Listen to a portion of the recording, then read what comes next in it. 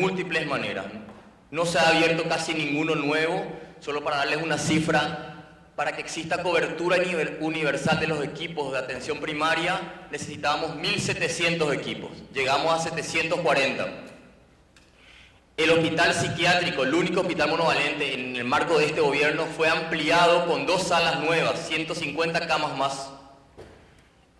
No existen políticas sociales acerca de los suicidas en el país y tenemos unos datos de suicidio muy importantes.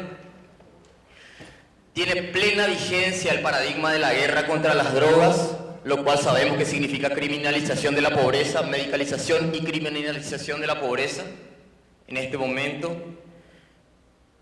Esto un poco desde el Poder Ejecutivo. La siguiente. Este es, digamos, es el marco. Y me gustaría compararlo con los contextos nacionales, ¿no? Precarización de las políticas sociales y auge represivo, desinterés, encierro, reduccionismo biologicista y privatización. Un poco por lo que venimos conversando, creo que hay mucha sintonía regional sobre esto, ¿no? La siguiente. El marco legislativo. Paraguay no tampoco, como Chile, decía el compañero hace rato, no tenemos una ley de salud mental. En este momento se está discutiendo el tercer proyecto. El Parlamento está capturado por el poder oligárquico, transnacional, latifundista, narco, patriarcal y católico conservador. Así que difícilmente una ley de salud mental progresista va a poder pasar el Parlamento en este momento. Pero, por ejemplo, por decirle cómo son los procesos específicos, tiene media sanción la ley de despenalización del cultivo doméstico del cannabis medicinal. Cannabis medicinal. O sea, para tratamientos con fines sanitarios. Esto es muy significativo porque es la primera vez que se habla de la liberación del cannabis en el contexto, y para nosotros el cannabis no es en sí, sino también es un indicador de libertad cultural. Entonces, pero estamos en este momento de la discusión, por decirles, ¿no? La siguiente. Entonces yo me preguntaba, para compartir con ustedes en el objetivo de la mesa, ¿cuáles serían los nuevos sujetos políticos en salud mental y derechos humanos en Paraguay? Que era la segunda pregunta. ¿Y la siguiente?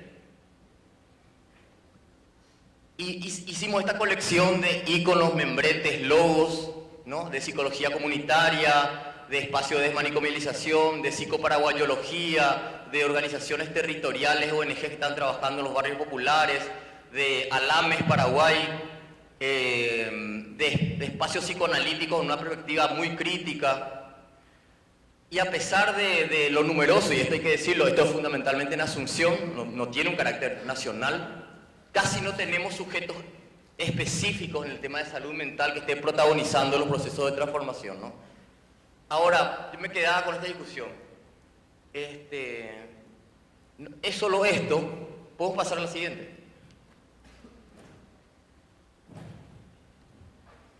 Y creo que no, y esto es lo que quiero como compartir a la mesa. Me parece que a nivel nacional, a nivel de sociedad, existen importantísimos dinamismos psicosociales, procesos colectivos emancipatorios y nuevas subjetividades que no se nombran como salud mental, pero que están generando prácticas colectivas de cuidado, están colocando temas, están transformando relaciones cotidianas que tienen un carácter significativo para nuestra discusión de salud mental y derechos humanos. Y quería darles, creo que son 5 ejemplos de lo que les estoy diciendo con esto. ¿Sí? La siguiente.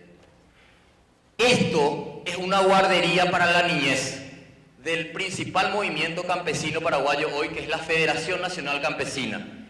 Desde el año 2003, en las movilizaciones campesinas, construido por el Departamento Mujeres de esta organización campesina, son los varones los que cuidan a los niños y niñas en las movilizaciones campesinas, en estos ómnibus guardería. La siguiente. Esta es una foto de las movilizaciones estudiantiles secundarias. Recientemente hemos tenido en la región bastante, Chile ha sido muy significativo en ese sentido, movilizaciones estudiantiles secundarias, ¿no?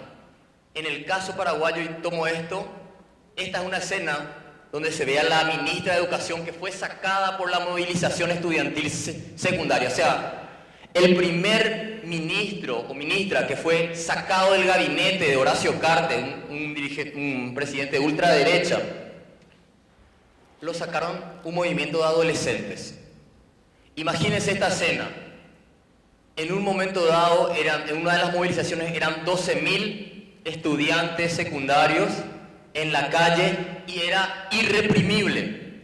No podían reprimir físicamente a esa movilización porque reprimir a 12.000 adolescentes era el incendio nacional. Eso no iba a poder sostenerse. O sea, este movimiento logró hackear como ninguna otra organización, ni campesina, ni territorial, ni partidaria de izquierda, nada. Fueron adolescentes. El tercer ejemplo es este movimiento que se llamó Una no te calles. Una es la Universidad Nacional de Asunción y fue un alzamiento estudiantil universitario que se extendió a las universidades públicas de todo el país, a universidades privadas, al punto tal que por primera vez las luchas estudiantiles de la universidad sacaron a un rector de la principal universidad del país. Un rector, 7 decanos, más o menos 90 administrativos importantes de las universidades por corrupción. Fue famosa una situación donde fue descubierta una mujer comiendo documentos cuando fue capturada por los estudiantes para tratar de tapar los hechos de corrupción. Teníamos asambleas de 15.000 estudiantes de las diferentes carreras discutiendo la realidad universitaria y nacional. La siguiente. Y el 8 de marzo del 2017 en Asunción fue la mayor movilización feminista del país. 8.000 personas, fundamentalmente mujeres, colocaron el discurso pro aborto y el debate feminista en las calles de Asunción, un país fuertemente marcado por el catolicismo conservador. Sin embargo, esto visibilizó, agrietó y no logró tener contestación. Los movimientos católicos tradicionales intentaron contestar, sí llego, intentaron contestar, juntaron 40 personas para refutar esto. La siguiente. Y esto que acaba de suceder fue la quema del Congreso Nacional. El Parlamento paraguayo fue quemado por una movilización de gente recientemente, en este año, y si bien fue una situación muy compleja, ¿qué fue lo que pasó ahí? Para nosotros es significativo el hartazgo y el decir basta de la gente, ¿no? Esta selfie de una persona frente al Parlamento quemándose habla un poco de la complejidad, ¿no? De lo uno, de lo colectivo, pero que quiero poner hincapié en el protagonismo, ¿sí? Entonces estos 5 ejemplos me parecen interesantes para discutir y quería traerles para cerrar algunas preguntas. Sí, la siguiente. ¿Estamos en condiciones para reconocer a estos nuevos sujetos? Sujetos que no están afiliados a lo partidario, que no están fundamentalmente disputando las políticas estatales. Y quiero dar un ejemplo.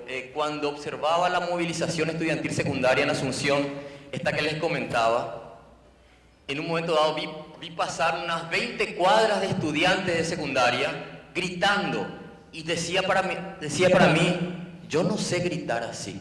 No sé gritar así en la calle. ¿Dónde aprendieron?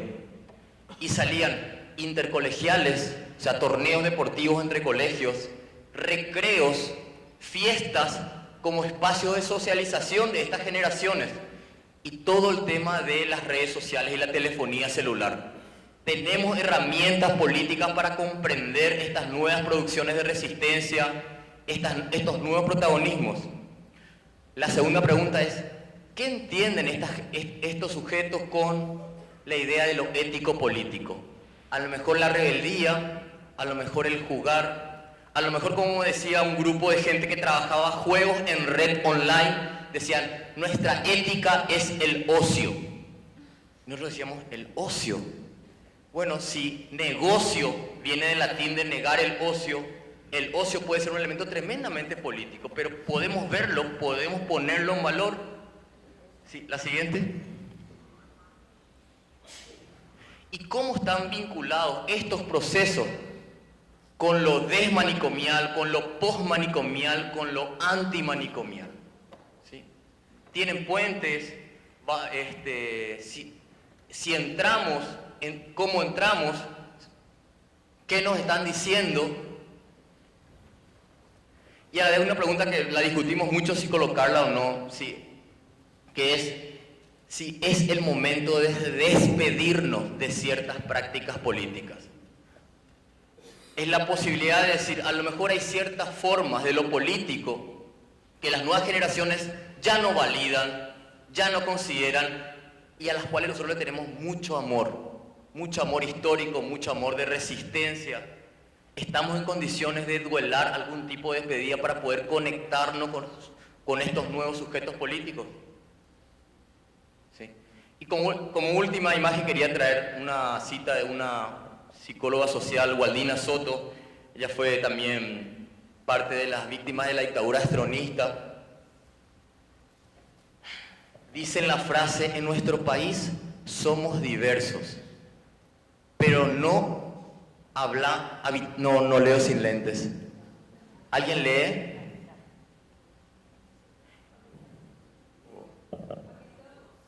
Acá de este lado sí estamos. Pero no habitamos una diversidad, vivimos como fragmentos. Nos falta el reconocimiento de nuestras diferencias, nos falta la recuperación de nuestra historia y la restitución vendría como proceso de vida. Tengo la impresión de que esta frase está un poco desactualizada. Estos nuevos sujetos políticos ya están integrando en alguna medida. No idealizamos, pero creemos que están produciendo algo que Waldina decía como proceso de vida, como cotidiano, como encuentro, como cuidado, como protagonismo. Eso, gracias.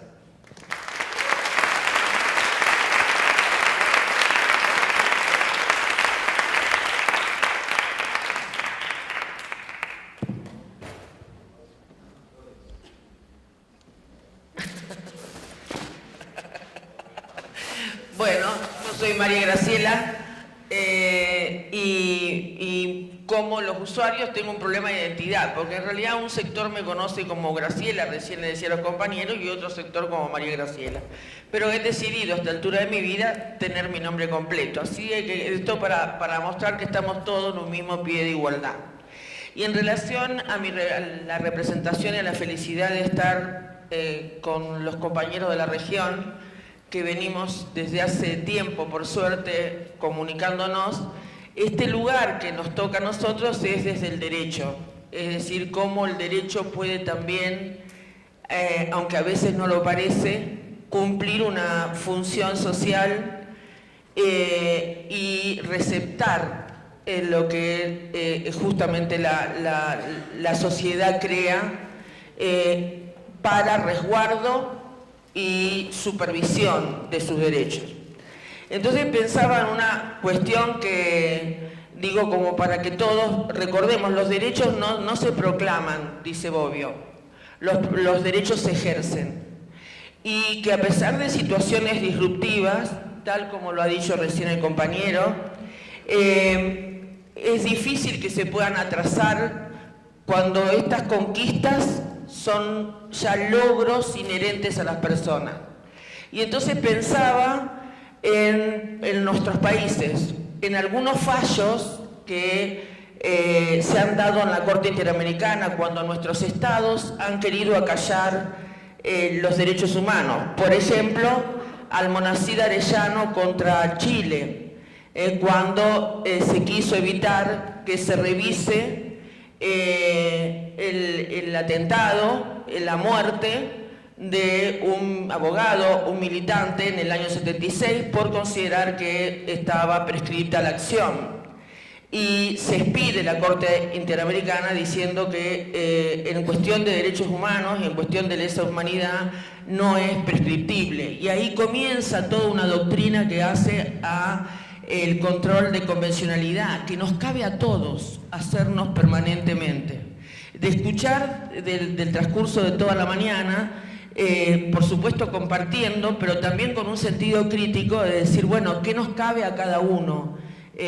No en nuestros propios lugares, si verdaderamente interpelamos la forma con el contenido, si verdaderamente somos críticos después en nuestros propios lugares de esto que llevamos como un armado crítico para nutrir y reorganizar estos movimientos sociales. Por otra parte,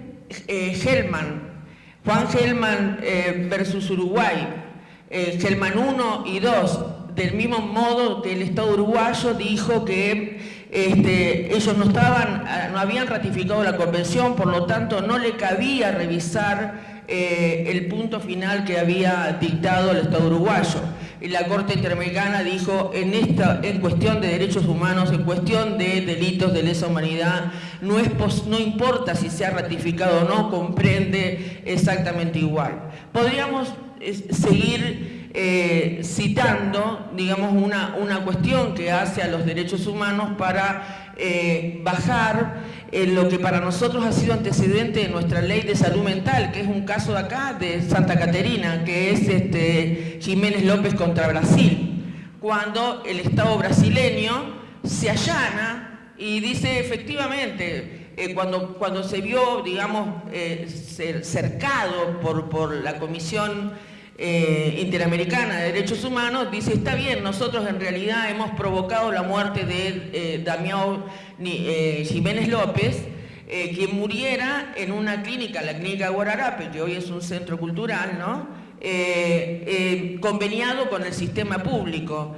Y el Estado brasileño dijo, después, primero intentó defenderse, diciendo que no le era oponible lo que la Comisión Interamericana de Derechos Humanos hacía, y después se allana y dice, efectivamente tiene razón, pero no vayamos a juicio.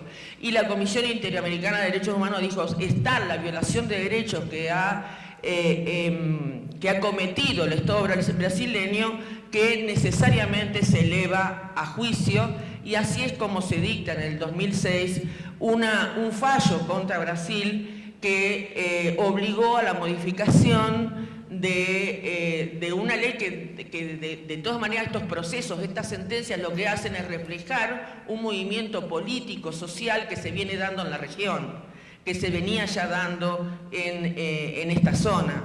Lo mismo sucede con Argentina, con un fallo que es el fallo Furlan versus Argentina, donde bueno, sería muy largo y no es el tema, pero donde Argentina vulnera todos los derechos en materia de aplicación de la Ley de Salud Mental y de la Convención de los Derechos de las Personas con Discapacidad.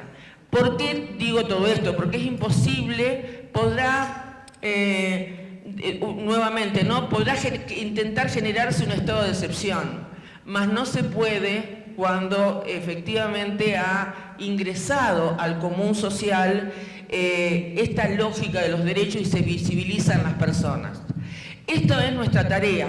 Nosotros, o en este caso porque estoy acá con mi compañera, con la que trabajamos todos los días, con Gabriela Spinelli, que integra el órgano de revisión, y nosotros todos los días lo que hacemos es esto, visibilizar la irregularidad que una ley nos permite hacer en relación a un sistema que debe de tender a un sistema comunitario de atención, pero que todavía mantiene prácticas, está impregnada la estructura social y todavía la conciencia en relación a esta cuestión de proteger y de ser funcional justamente a lo mismo que queremos exterminar.